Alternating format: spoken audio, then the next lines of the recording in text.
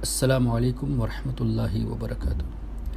معزز سامعین، چند دنوں سے آپ دیکھتے آ رہے ہیں مدینہ شریف میں کچھ نجدی ہمارے سنیوں کو پریشان کرتے آ رہے ہیں، جیسے تعویذ کے سلسلے میں، پیری مریدی کے سلسلے میں، سجادہ نشینی کے سلسلے میں، اور الحمدللہ ہم سے جو ہو سکا ہم نے جواب بھی اس کا دیا ہے، اور الحمدللہ کافی لوگوں کے کنفیوژنس بھی کلیئر ہو چکے، اور ہمارے کافی سنی علماء نے بھی اس پر کوششیں کی ہیں۔ اللہ تعالیٰ ان کی کوششوں کو قبول فرمائے۔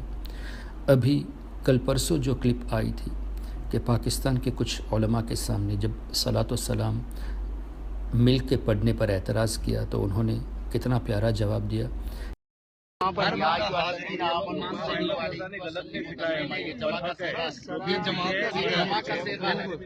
اللہ بھی جماعت کے ساتھ ہی پڑھتا ہے۔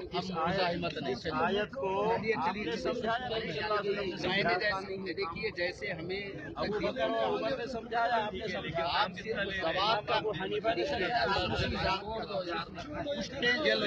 یہ لائیو دیکھ لو یار، لائیو دیکھ لو۔ ہمیں ہاتھ اٹھانے سے منع کیا جاتا ہے نا، یہ روزہ رسول کی طرف بھی ہاتھ اٹھائے ہوئے نا، یہ بادشاہ سلامتی ہے نا۔ صحیح بات ہے۔ محمد رسول اللہ، ایک منٹ، ہم محمد رسول اللہ کے طریقے پہ چل رہے ہیں، بادشاہ کے طریقے پہ نہیں چل رہے۔ آپ علماء کرام ہی ساتھ کھڑے ہوئے ہیں یہی روزے کے ساتھ۔ میں کیا بول رہا ہوں، یہ نا محمد رسول اللہ کا طریقہ ہے۔ میں بول دیا نا غلط ہے، ہم کو کہتے ہیں میں صحیح بولوں تو بہرحال آپ کا کام نہیں ہے، یہاں پہ پوری امت مسلمہ اکٹھی ہوئی ہے۔ نہیں، آپ بولنے کی تو ضرورت نہیں ہے نا، کام کریں، یہ فقہی اختلاف ہے بھائی، ہاں، بولنے کی تو ضرورت نہیں ہے نا۔ اختلاف ہے، ہم بھی پاکستان میں عالم دین ہیں، ایسی کوئی بات نہیں ہے، ایسا کوئی مسئلہ نہیں ہے۔ اختلاف ہے، ہاں جی، یہ فقہی۔ کسی امام سے ثابت کرو، جماعت سے سلام۔ اور میں کہہ رہا ہوں کسی ایمان سے یہ ثابت کرے کہ نہیں ہے سلام، سبحان اللہ، کسی ایمان سے یہ ثابت کرے کہ نہیں ہے سلام۔ بے شک بے شک۔ اب یہ سب نبی صلی اللہ علیہ وسلم سے پیار نہیں ایسے نہیں کرتے۔ نہیں، آپ گلاٹا کرنے کے لیے نہیں آئے ہیں یار۔ آپ نہ روکتے نا، ثابت کر رہے ہیں۔ ہماری دعا ہے کہ اگر آپ کی قسمت میں ہدایت نہیں تو اللہ آپ کو ہدایت دے، آپ کو صحیح العقیدہ عمل کرنے کی۔ شروع کرو، سلام شروع کرو۔ کہ کس حدیث میں لکھا ہے کہ صلاۃ و سلام مل کے پڑھنا منع ہے۔ یہی ہونا چاہیے۔ ہمارے نوجوانوں کو عقائد اہل سنت سیکھنا چاہیے، ان کے اعتراضات کو ذہن میں رکھ کے اس حساب سے جواب دینے کی کوشش کرنی چاہیے۔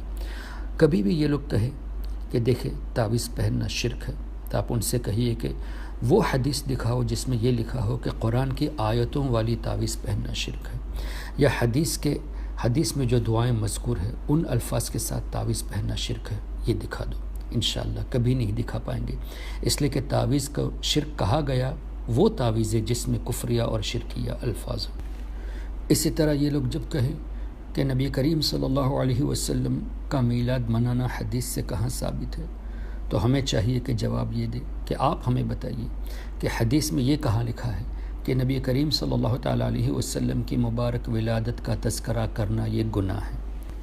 جب یہ لوگ کہیں کہ اولیاء کرام کا عرس منانا یہ کہاں سے ثابت ہے، حدیث دکھاؤ، تو آپ یہ سوال کریں کہ اولیاء کرام کی بارگاہ میں سال میں ایک مرتبہ حاضری دینا یہ منع ہے، یہ کہاں پہ لکھا ہے؟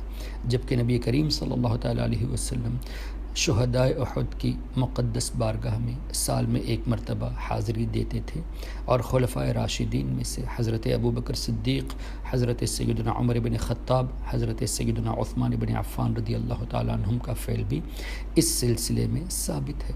تو اب آپ یہ بتائیے کہ عرس میں سال میں ایک مرتبہ حاضری دینا اہتمام کے ساتھ یہ کہاں منع لکھا گیا ہے؟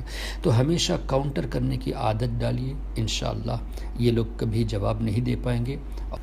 یہ جب کہے کہ فاتحہ پڑھنا کہاں سے ثابت ہے، تو آپ الٹا سوال یہ کریں کہ قرآن کریم کی صورتیں پڑھنے کے لیے کیا کوئی خاص وقت مقرر کیا گیا ہے کہ اسی وقت پڑھا جائے گا، باقی موقع پہ نہ پڑھا جائے گا؟ قرآن کریم کی صورتیں پڑھ کر ایصال ثواب کرنا یہ حرام کہاں لکھا گیا ہے؟ آپ اس طرح کے سوالات کرتے رہیں گے تو قیامت آ جائے گی، ان کی طرف سے کوئی جواب نہیں آئے گا۔ اس کی واضح مثال آپ لوگوں کے سامنے ہے۔ جب ڈاکٹر ذاکر نائک نے کہا کہ قرآن میں 25 سے زیادہ آیتیں ہیں جو وسیلے کو حرام قرار دیتی ہے، سوال تو ہمارا بہت سمپل تھا کہ ایک آیت ایسی دکھا دو جس میں یہ لکھا ہو کہ مسلمان وسیلہ نہیں لے سکتا، مسلمان اولیاء کرام یا انبیاء کرام کا وسیلہ لے تو اس نے حرام کیا، ایک آیت دکھا دے۔ ابھی تک نہیں دکھایا، 4.5 سال ہو گئے اور قیامت آ جائے گی، جواب ان وہابیوں کی طرف سے ہرگز نہیں آئے گا، اس لیے کہ قرآن کریم میں وَابْتَغُوا إِلَيْهِ الْوَسِيلَةَ وسیلہ لینے کا حکم تو دیا گیا، لا تبتغوا نہ لینے کا حکم کہیں نہیں دیا گیا۔ تو یہ لوگ اس طرح آیتیں پیش کر کے لوگوں کے ذہنوں میں کنفیوژن پیدا کرانا چاہتے ہیں، جبکہ ہم اگر عقائد اہل سنت سے واقفیت رکھیں گے، ان کے اعتراضات کو پڑھ کر اس کے جوابات کو ذہن میں رکھیں گے، تو انشاءاللہ ہمارا بچہ ان وہابیوں کے بڑے بڑے مولویوں پر بھاری ہو جائے گا۔ السلام علیکم ورحمۃ اللہ۔